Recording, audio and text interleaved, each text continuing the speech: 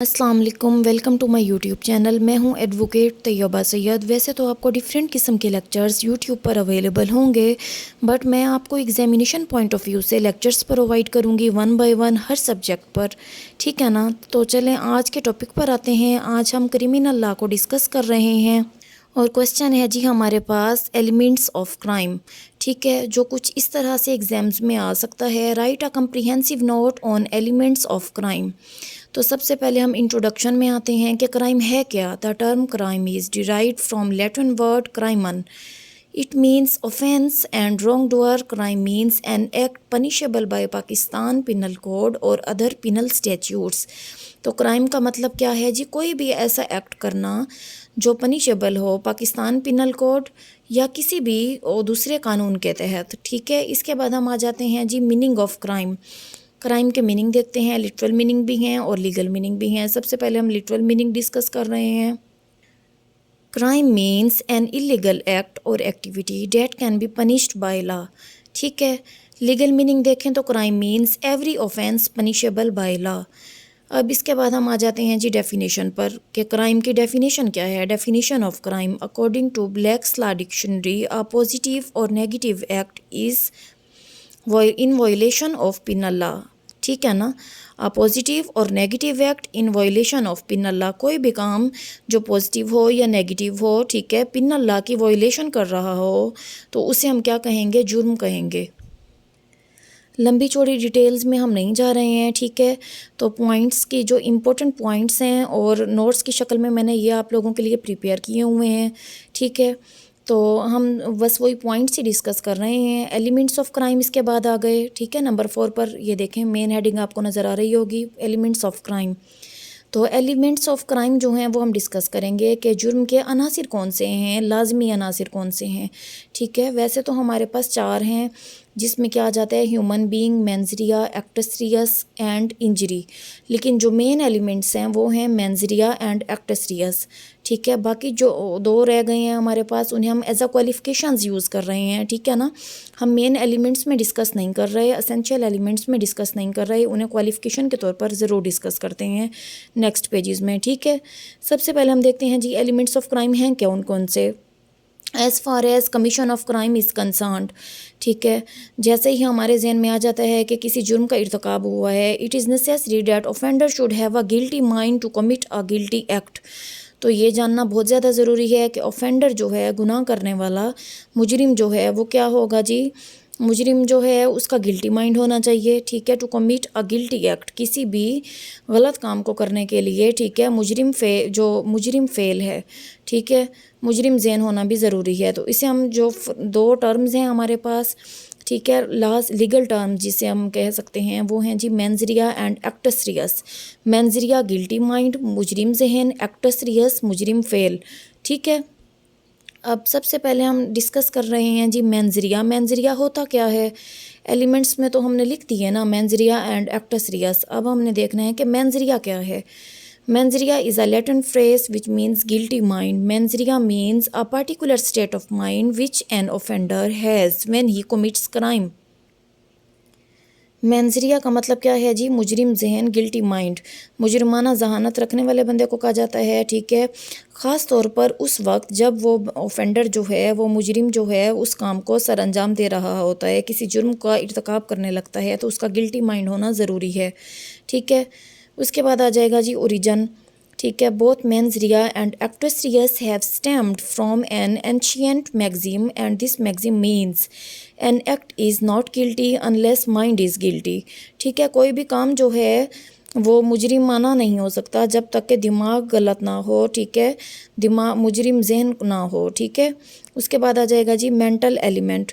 मेंजरिया को हम कौन सा एलिमेंट कंसीडर कर रहे हैं? मेंटल एलिमेंट कंसीडर कर रहे हैं। ठीक है,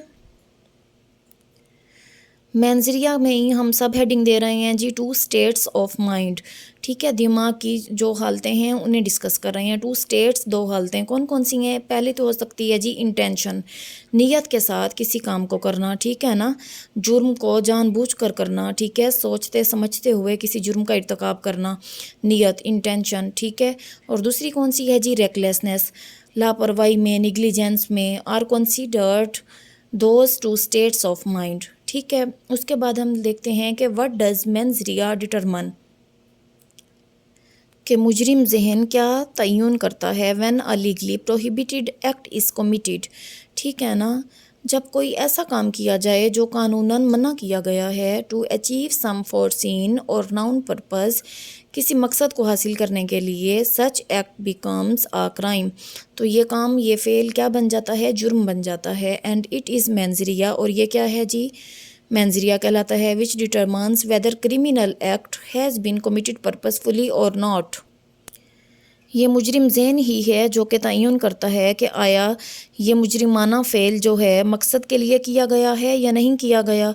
ठीक है, मेंजरिया आई थिंक आपको क्लियर हो चुका होगा। इसके बाद हम आ जाते हैं actus Reis.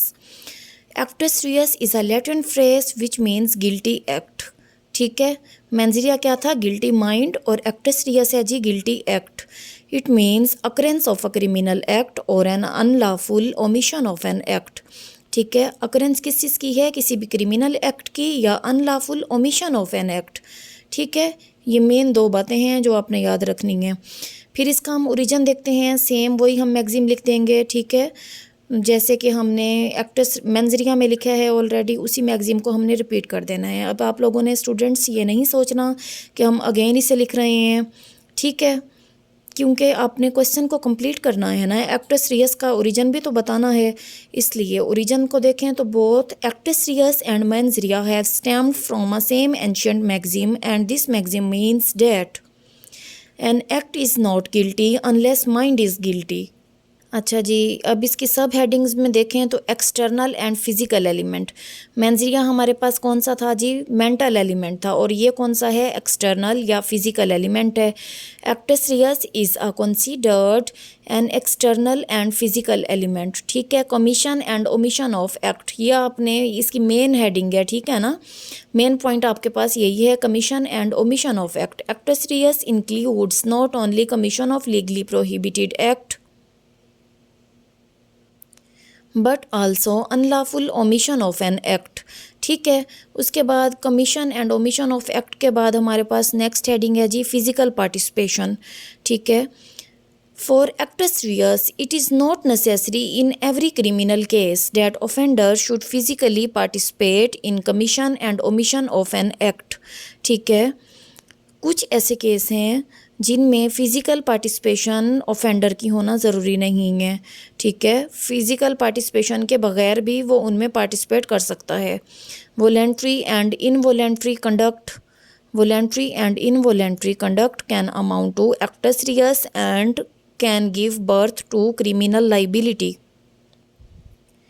In short, it can be stated that a crime happens only when a person with guilty mind commits a guilty act. मुख्तसरन हम ये कह सकते हैं कि कौन सा, कि जब एक शख्स किसी गलत दिमाग के साथ गलत काम का इर्तिकाब करता है। ठीक है ना। सेकेंडली अगर देखें जनरली आम तौर पर जो है, in order to impose criminal liability upon a person flowing expression must be proved. ठीक है ना, क्रिमिनल लाइबिलिटी कब होगी, जब एक्टस रिया और मेंजरिया जो हैं दोनों एलिमेंट इंक्लूड होंगे किसी भी क्राइम में। ठीक है, तो क्रिमिनल लाइबिलिटी हो जाएगी, तो उस बंदे को सज़ा वगैरह दी जाएगी। ठीक है, सपोज़ अगर ए ने बी को मर्डर कर दिया, ए ने बी का मर्डर कर दिया है, ठीक है ना, तो वो ए क्या है, मर्डरर है, किलर है, उसे पनिशमेंट दी जाएगी। सपोज़ अगर ए ने मर्डर किया ही नहीं है तो फिर पनिशमेंट किसे दी जाएगी। सोचने की बात यही है ना, जब किसी उसने कोई एक्ट किया ही नहीं है, एक्टस रियस मौजूद ही नहीं है, फिर पनिशमेंट तो नहीं हो सकती। ठीक है, इसलिए दोनों एलिमेंट्स बेहद नेसेसरी हैं किसी भी क्रिमिनल लाइबिलिटी के लिए, एक्टस रियस एंड मेंजरिया। मैंने आपको स्टार्ट में ही बताया था कि एलिमेंट्स ऑफ क्राइम जब भी नाम लिया जाए, ठीक है, तो इसमें 4 आ जाते हैं, human being, actus reus, mens rea and injury. ठीक है, लेकिन मैं यहाँ पर 2 को क्वालिफिकेशन के तौर पर यूज़ कर रही हूँ, क्वालिफिकेशंस ऑफ क्राइम। जो 2 एलिमेंट्स हमारे पास नहीं होंगे तो कोई क्राइम वजूद में आ ही नहीं सकता, ठीक है। ये भी मेन है, लेकिन जो एसेंशियल एलिमेंट्स हैं ना, मेरे ख्याल में वो एक्टस रियास एंड मेंस रिया हैं।